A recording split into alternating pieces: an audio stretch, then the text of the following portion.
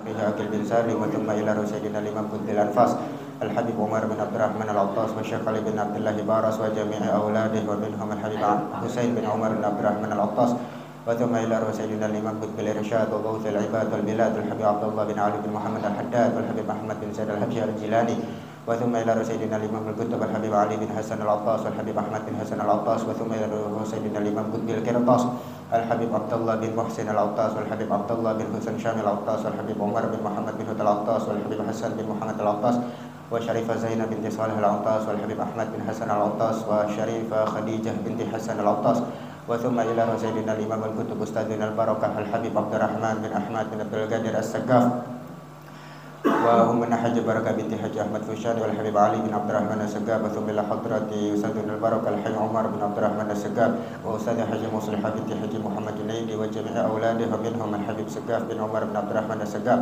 وشريفة زهرة بنت الحي عمر بن عبد الرحمن السقاف وأصولهم وفروعهم ذوي الحقوق عليهم أجمعين وثم إلى سيدنا الإمام العارف بالله الحبيب عباس بن أبي بكر العيدروس والحبيب محمد بن محسن العطاس والحبيب صالح بن عبد الله العطاس والحبيب عبد الله بن محمد العطاس وسيد عبد الله بن أحمد بعافي وجميع ذرياتهم وأجدادهم وأصولهم وفروعهم وذوي الحقوق عليهم أجمعين أن الله تعالى تغشاهم بالرحمة والمغفرة. الفاتحة.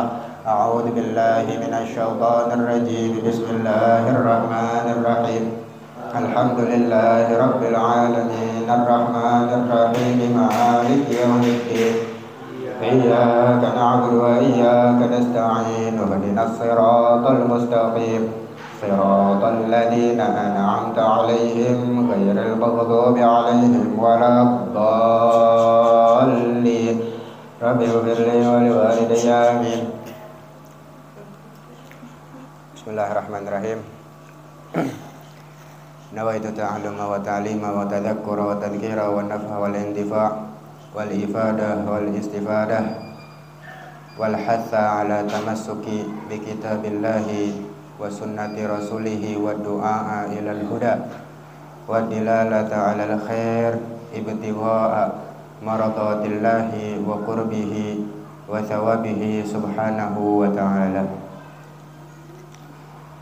Alhamdulillah para jamaah sekalian, sebagaimana biasa pada malam Kamis rutinitas kita untuk kita sama-sama menuntut ilmunya Allah Subhanahu wa ta'ala guna untuk mendapatkan keridhaan dan agar semua ibadah yang dilakukan oleh kita diterima oleh Allah Subhanahu wa ta'ala.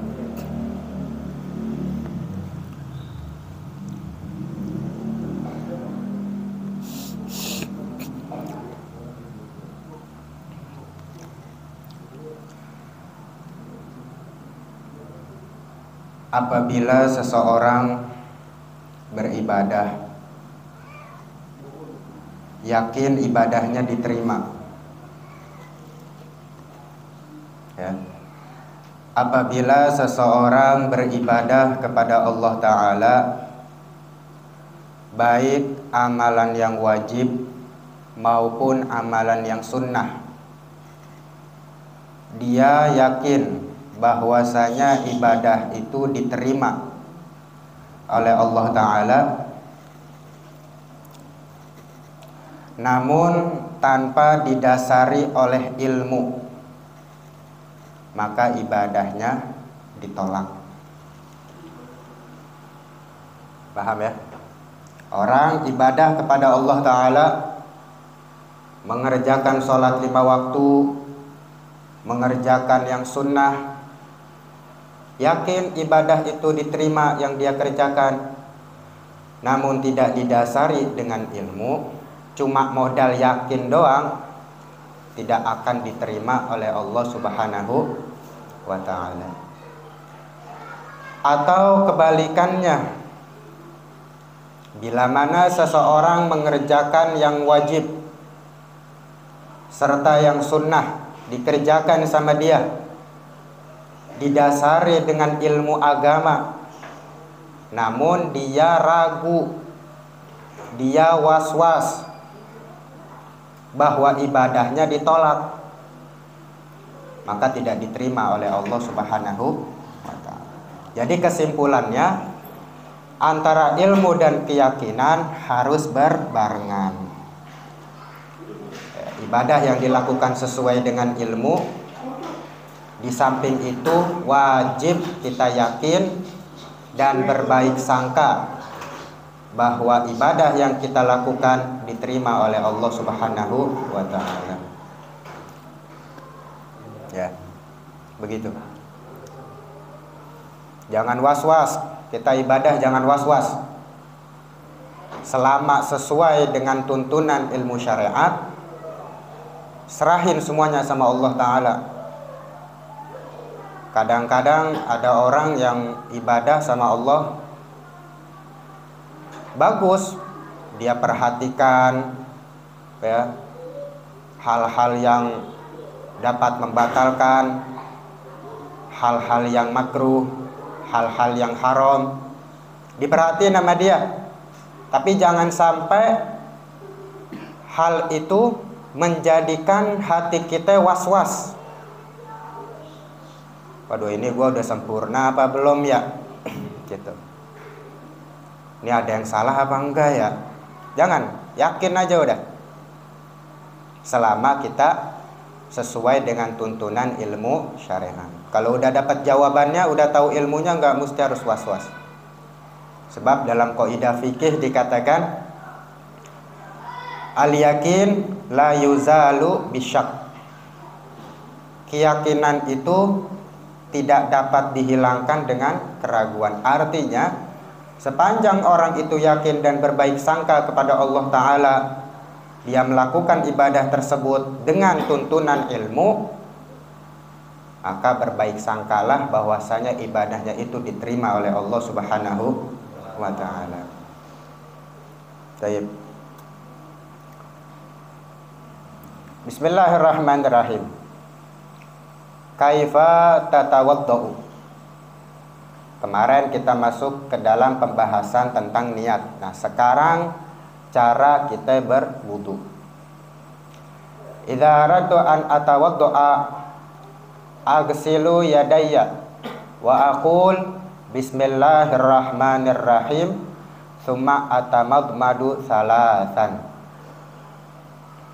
Apabila aku ingin berwudu, ya, aku membasuh kedua tangan, mencuci kedua tangan, seraya berkata bismillahirrahmanirrahim, membaca basmalah. Nah, ini salah satu daripada sunnah wudu ya. Jadi yang saya bilang kemarin, niat wudu masuknya di saat kita sedang mencuci tangan untuk wudu. Summa atamadmadu salasan. Kemudian kumur-kumur sebanyak 3 kali. Dan sunnahnya itu menggunakan satu tangan. Sunnahnya menggunakan satu tangan, bukan 2. Keran dinyalahin, ini tadangin. Satu tangan. Itu sunnahnya. Atau kalau mau wudu di kolam juga begitu, satu tangan. Tapi kalau misalkan kita belum terbiasa, ya, 2 tangan nggak jadi masalah. Tapi kalau menurut hitungan sunnah, menggunakan satu tangan. Wa astanshiku salasan, ya, memasukkan air ke dalam hidung juga sebanyak 3 kali. Jadi yang dimaksud dengan astanshiku salasan, memasukkan air ke dalam hidung dengan cara dihirup. Bukannya kita basahin jari terus kita masukin ke hidung kayak orang ngupil gitu, bukan. Tapi air kita masukin ke dalam hidung, dihirup gitu. Sebanyak 3 kali.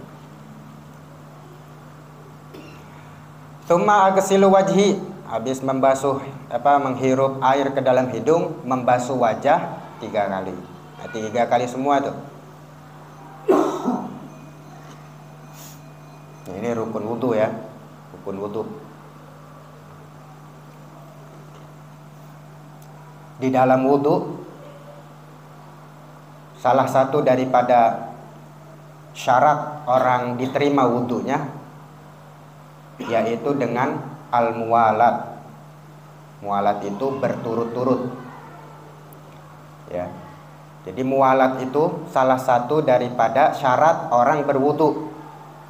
Muwalat itu artinya berturut-turut dari anggota yang satu ke anggota yang lain. Contohnya kayak tadi tuh, kumur-kumur ya, 3 kali. Habis kumur-kumur langsung memasukkan air ke dalam hidung. Habis memasukkan air ke dalam hidung, membasuh muka. Itu disebutnya muwalat. Dari anggota yang satu ke anggota yang lain. Tuh. Jangan pakai ada jeda. Ya, harus berturut-turut.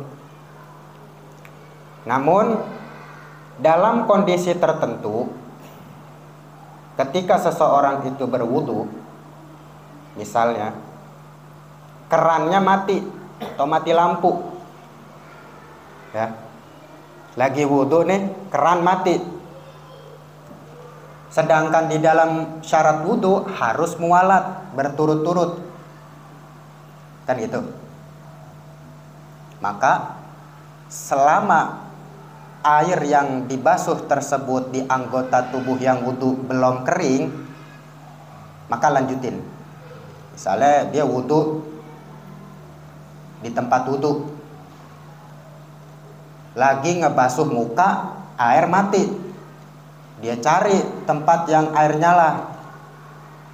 Sepanjang air yang di muka itu belum kering, masuk dalam kategori muwalat. Artinya masih dihitung muwalat gitu, masih dihitung berturut-turut. Jadi syaratnya airnya itu masih basah di muka kita. Begitu nemu tempat yang airnya nyala, lanjutin. Tadi kita basuh muka, udah basuhan yang keberapa tuh? Baru basuhan sekali, air mati.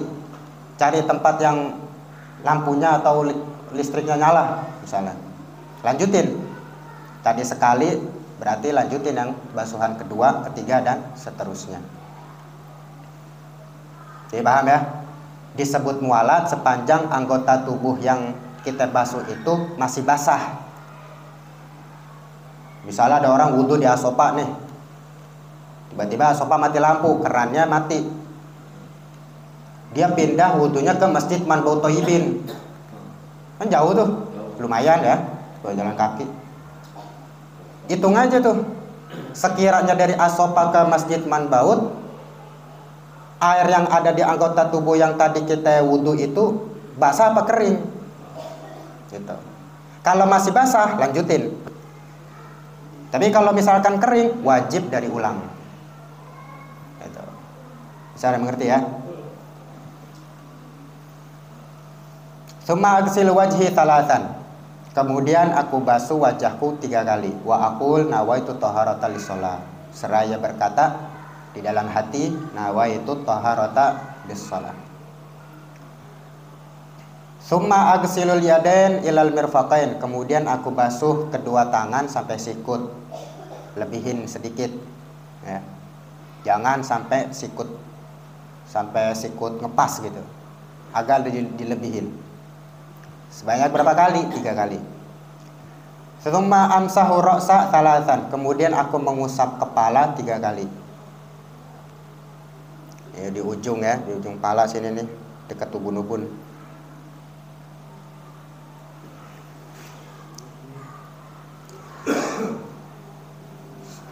Summa amsahul udhunain thalathan. Mengusap kepala, habis itu mengusap kedua telinga 3 kali. Bagian luar telinga tuh wajib juga tuh ya. Jadi makanya kalau wudhu, jari telunjuk ngusap bagian dalam telinga, jempolnya bagian luar. Telunjuk begini, jempolnya tuh ratain, pokoknya semua tuh telinga tuh ratain. Summa agsilur rijlain ma'al ka'bain thalathan. Selesai mengusap kedua telinga, dilanjut dengan membasuh kedua kaki sampai mata kaki. Jadi yang wajib sampai mata kaki. Ya. Mata kaki kalau mau dapetin sunnah sampai tumit. Dan Yang harus diperhatiin juga nih bagi kita yang berwudu, jangan sampai aurat kita kelihatan. Karena kebanyakan kaum muslimin, ya, orang-orang di luar sana, dia wudu takut mungkin kecipratan atau bagaimana tuh orang ngangkat sarung atau celananya sampai auratnya kelihatan. Jadi tutup, walaupun dalam keadaan ingin berwudu, jadi tutup, jangan dibuka aurat. Kalau kayak gitu bukannya dapat rahmat, tapi malah dapat murkanya Allah Ta'ala karena kita membuka aurat. Begitu. Nah, tutup aurat tuh. Lanjut. Kamil ladzi yubtilul wudu. Ada berapa hal-hal yang dapat membatalkan wudu? Alladzi yubtilul wudu'a khamsatun. Yang dapat membatalkan wudu itu ada 5. Al-awwalu khuruju syai'in minal gubul awid dubur. Keluarnya sesuatu dari kemaluan depan atau belakang. Apa aja tuh yang keluar? Baik itu misalnya orang minum minuman yang berwarna atau minum kopi misalnya, keluarnya kopi, tetap batal. Baik itu dari kemaluan depan atau belakang. Misalnya ada orang dia buang angin bukannya lewat belakang, tapi buang anginnya lewat depan, keluarnya angin begitu, batal. Ya, pokoknya apa aja sesuatu yang keluar dari kemaluan depan dan belakang, hal itu dapat membatalkan wudu. Wasani, dan yang kedua zawalul akal, hilangnya akal, baik disebabkan oleh tidur ataupun sukar, mabok, ya, minum-minuman khamar, hilang akal, pingsan, ya.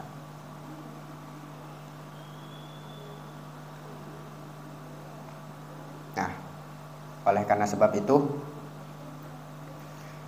makanya kita ini harus mengetahui daripada ilmu agama bertujuan supaya kita lebih berhati-hati gitu. Nah, itu yang kedua. Yang kedua zawalul akal, hilang akal. Atau misalnya orang ngelamun, ya pikirannya kosong, batal juga. Kosong gitu pikirannya, ngelamun aja, ditegor. Orang mau sadar gitu, mungkin saking susahnya hidup, kayak bengong aja gitu, batal, hilang akal pokoknya.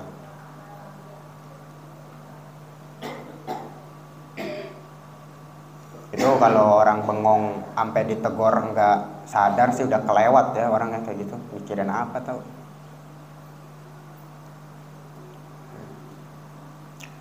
Wasalitsu an-naum. Yang ketiga tidur ya, walaupun sebentar tidurnya. Tapi kalau misalkan seandainya kata dia tidur dalam keadaan duduk, nggak batal dalam keadaan duduk. Itu yang secara umum. Tapi kalau kita buka dalam kitab Kasyifatus Sajjah, Syarah Safinatun Najah, tidurnya orang duduk yang tidak membatalkan wudu adalah tidurnya yang gemuk badannya.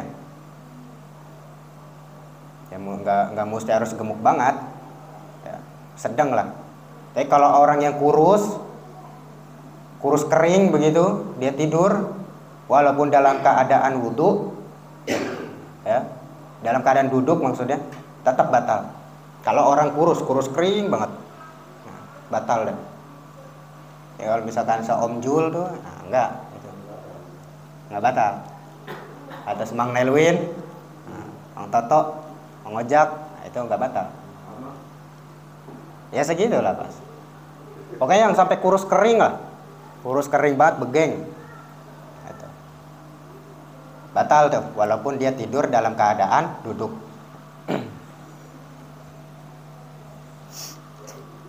Warabi'u, dan yang keempat, lamsum ro'atin ajnabiyatin, menyentuh perempuan yang bukan mahram, bila hailin, tanpa adanya penghalang. Menyentuh, yang batal menyentuh. Kalau kita yang disentuh nggak batal. Kita misalnya lagi wudu, dalam keadaan wudu, ya, bini kita nyentuh, kita nggak batal karena kita disentuh. Itu disebutnya dengan lamis wa malmus disebutnya. Atau misalnya kita lagi keadaan wudu, ada perempuan nyenggol sepupu kita misalnya, yang bukan mahram lah. Yang batal dia kalau emang dia punya wudu. Kalau kita yang punya wudu enggak, karena kita yang disentuh. Paham ya? Menyentuh perempuan yang bukan mahram tanpa adanya penghalang. Jadi kalau kita yang disentuh, kita nggak batal.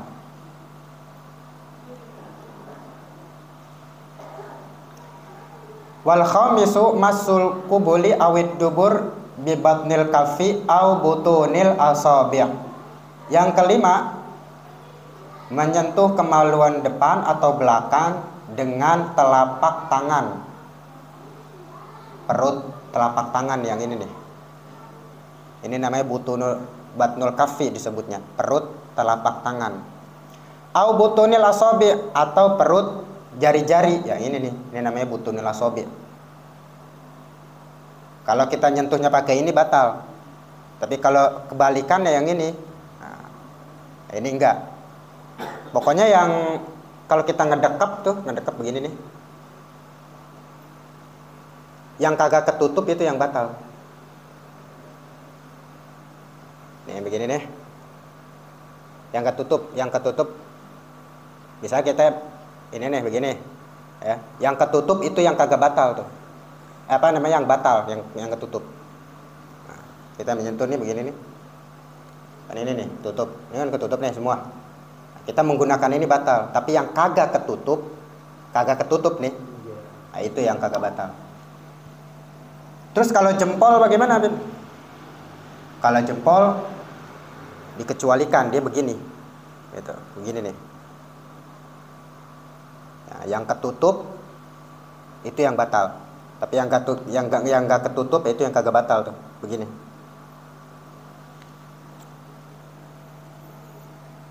Pokoknya perut jari-jari atau perut telapak tangan. Nah, tadi itu begitu.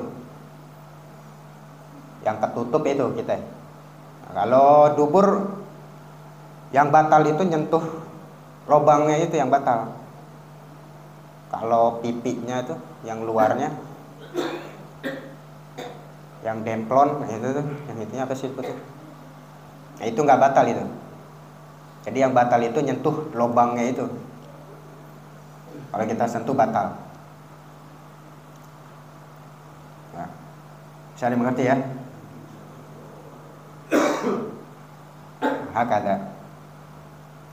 Jadi tadi yang membatalkan wudu ada berapa?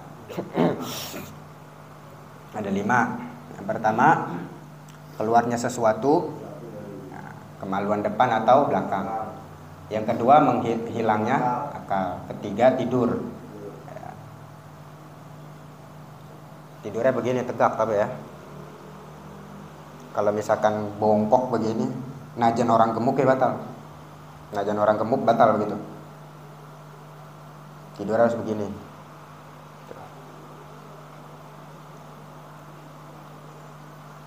Itu yang ketiga. Yang keempat, menyentuh perempuan yang bukan mahram tanpa adanya penghalang. Itu menyentuh, tapi kalau kita yang disentuh tidak batal. Yang kelima, menyentuh kemaluan depan atau belakang dengan perut telapak tangan atau perut jari-jari. Pokoknya yang tadi aja, kalau didekepin tuh kedua tangan kita, yang ketutup itu yang batal. Yang kagak ketutup, nah itu kita ngegaruk pakai yang itu nggak batal. Nah, insya Allah bermanfaat ya.